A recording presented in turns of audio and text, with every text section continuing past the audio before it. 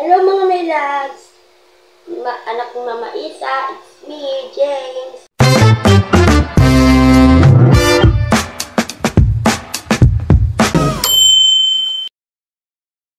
So yun nga po pala, wala dito sila Mama at Papa kasi ng Wednesday ngayon, nasa lokal sila.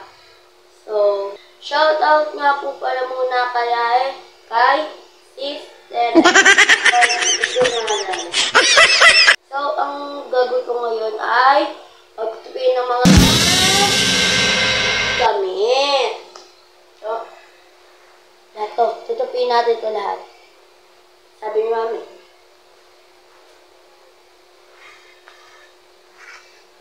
So, ito na ang ating mission. So, sumunod natin.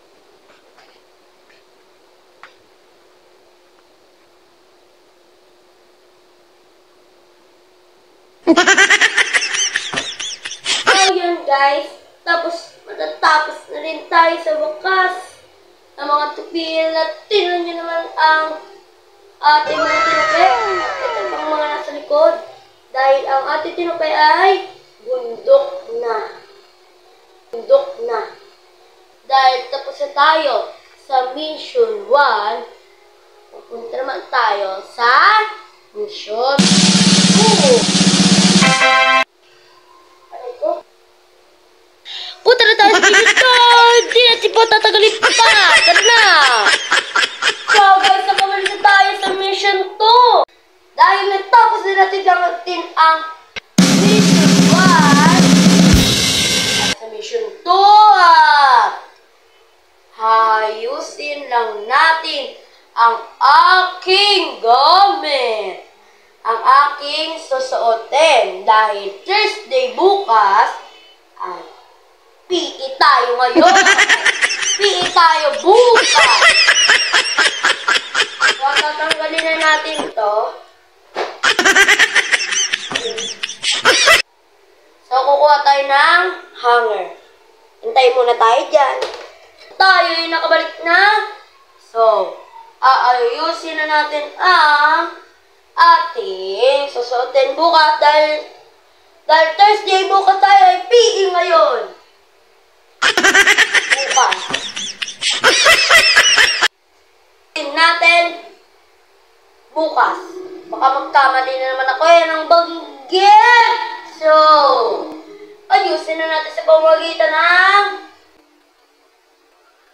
hangin. PE namin ang atin naman mission 3 ay kumain tayo ng pagkain. Ayun ang sabi ng nanay ko, pagkatapos na tupiin yung mga damit, tas eto at magpahinga daw at kumain na ako. So, kakain na tayo, mga may loves, tara na!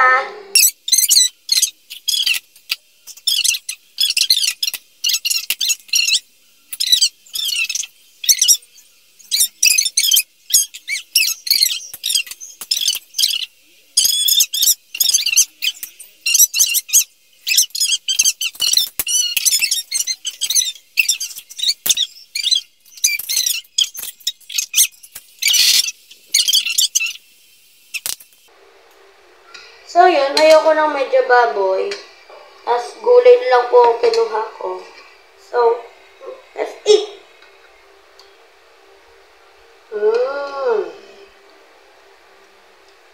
Ang dati na anghang.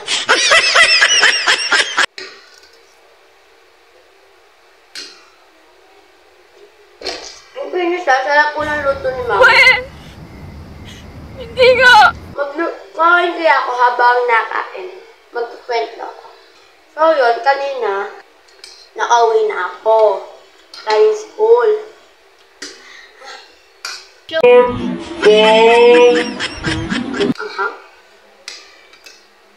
Nakauwi na ako sa school.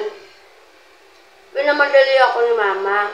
At ako, pumunta kami ng lokal. Sabi ko, Ma, punta ba tayong lokal?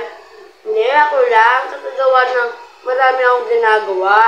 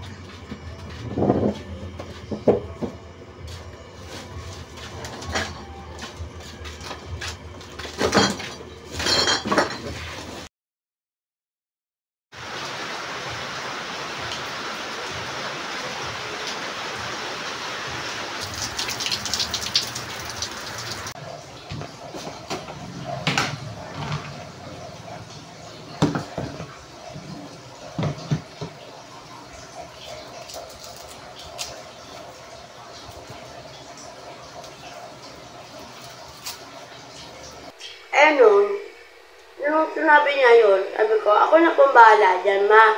Ako na pong bahala sa mga laruan, nakababag, saka yung mga platong hugasin. Kasi maghugas ako ng plato ng binalutang ko. Kayo, maghugas. Wala.